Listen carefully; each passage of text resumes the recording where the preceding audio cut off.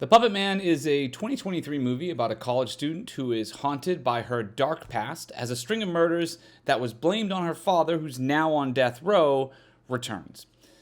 The movie centers on Michael, who, when she was a young child, her dad killed her mom, and she was found by police in a cage, which, honestly, that's a hell of a start. We then fast forward several years later, and she's in college, and her dad is a week away from his appointment with the lethal injection.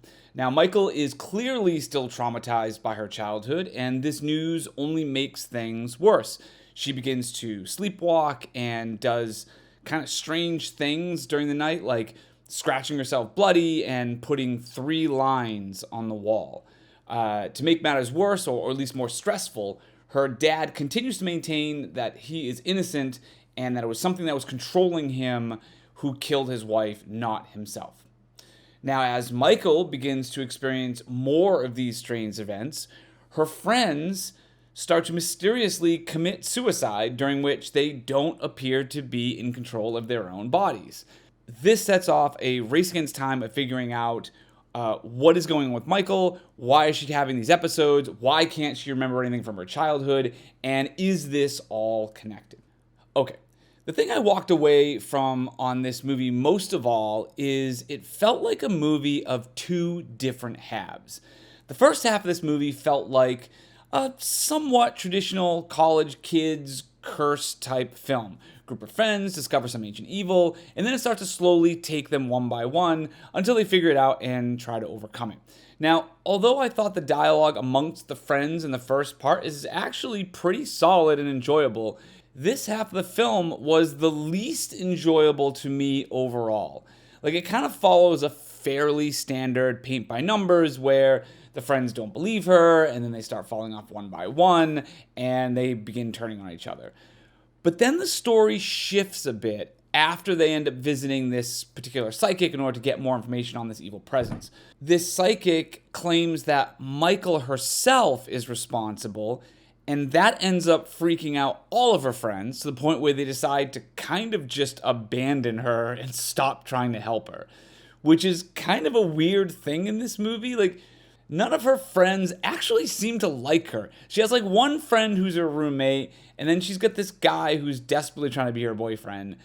But then everyone else seems to regard her like a crazy person the moment she gets in trouble.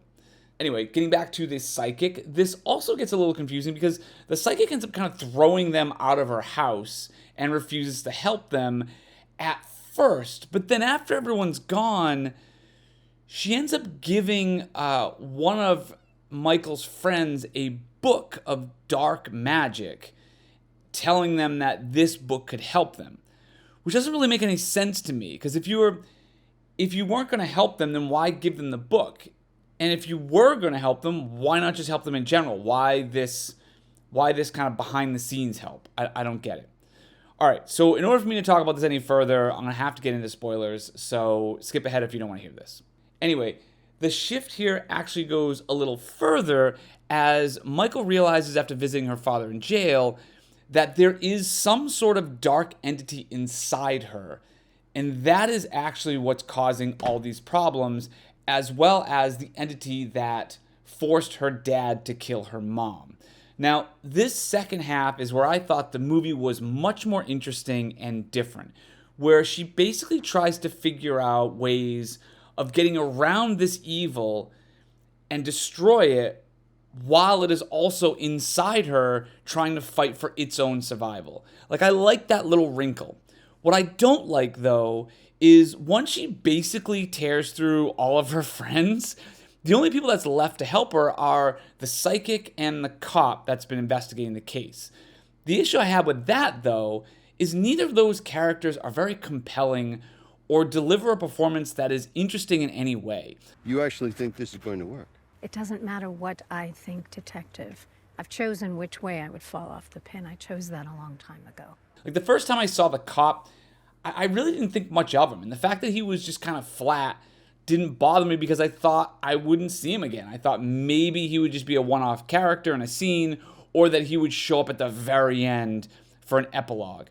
But he actually becomes central to the plot in the last third of the movie. I mean, the problem with that is the actors in the first half of the movie are actually pretty solid, as well as Michael herself, played by Alison Gorski. But this step down on both the cop and the psychic just greatly diminishes the emotional stakes at exactly the time where you need them the most. Like, they aren't bad, to be fair.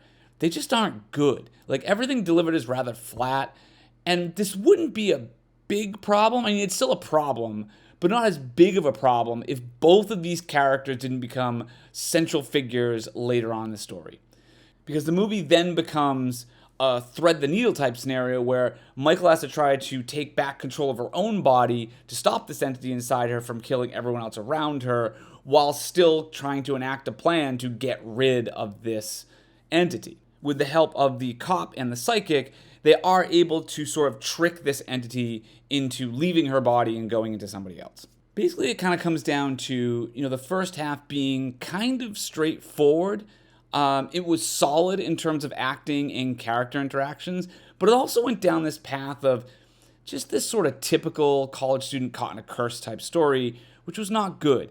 Now, the second half really does perk up as more is revealed and becomes a very interesting element of the film, as well as her backstory, which is fascinating. But they replace the characters with kind of more boring ones to finish out this story. That's just such an odd kind of transition. I will say the movie looked really good and had some great behind the camera work, along with the setting of the snowy campus that really does add to the atmosphere. I'd give this movie a C+, but let me know what you think.